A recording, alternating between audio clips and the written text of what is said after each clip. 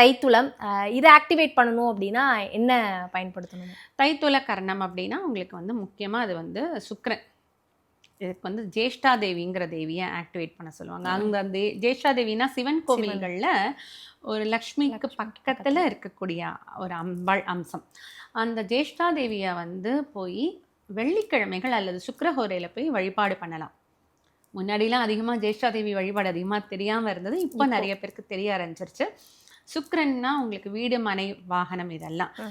இதை எல்லாத்தையும் அற்புதமாக நமக்கு கரெக்டாக அதிர்ஷ்டமாக கொடுக்கக்கூடியது இந்த ஜேஷ்டா தேவி வழிபாடு. நமக்கு நல்ல பலனை கொடுக்கும். இதில் கிறிஸ்டல்ஸ்னால் பார்த்தீங்கன்னா இந்த சுக்கிரனுக்கு நிறைய கிறிஸ்டல்ஸ் இருக்குது.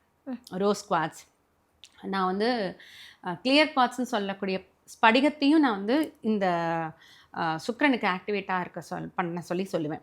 அது மட்டும் இல்லாமல் நல்ல பளபளன்னு இருக்கக்கூடிய கிறிஸ்டல்ஸ் எல்லாமே உங்களுக்கு சுக்கிரனுடைய ஆதிக்கத்தில் வந்துடும். அதனால் ரோஸ் குவாட்ஸ், ரோடோனைட், கிளியர் குவாட்ஸ், இந்த கிறிஸ்டல்ஸ் எல்லாமே சுக்கிரனுடைய ஆதிக்கமாக நம்ம எடுத்துக்கிட்டு அதை இவர்கள் பயன்படுத்தும் பொழுது இவங்களுக்கு வேணுங்கிற நல்ல விஷயங்கள் எல்லாமே அவங்க வாழ்க்கையில் வரும்.